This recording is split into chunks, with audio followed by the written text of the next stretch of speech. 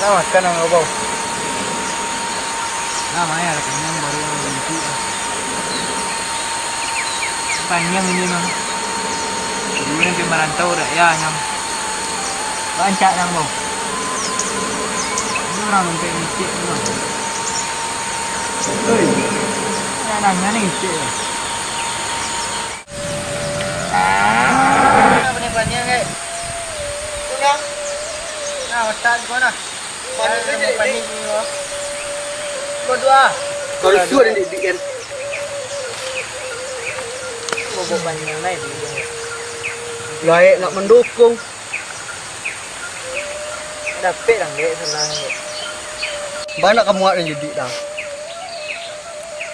Ati nak kuliah. Orang gaya melarang. Yo. Kapan itu dan deh?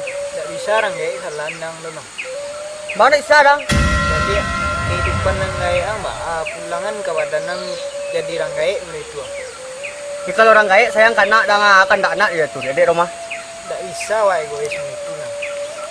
Cari lah orang gaya ang dulu kondisinya. Tadi nak minta ceramah skor be. Ang din dek kawan yang memang. Kunda yang kondisi din sama-sama panjang yang ini.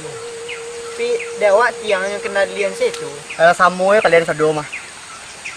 Kalau orang gaya dah nak, tahu nak kalau orang gaya tu. Kalau ini sayang kanak. Ini mau godang anak. Aku tak nak tulian deh. Ada minta kuliah, nak minta lain-lain doh. Tak mau betulnya emosi-emosi itu deh. Tak emosi loh. Boleh. Itu udah bilang buduk semayang apa lah. Ah, dan jangan ingat lo untuk beribadah. Mati aja orang bang nama. Angadu jantan aja dah lah, nyang. Nyang. Nah, nak beri itu saya orang yang salah lah. Angga jauh orang bang fi. Turin dek bakawan yang turin tagahan nang itu orang yang ini mencubulo jadi orang gaek nang gaek. Ayo banyak kecil, adu jantan aja jantan.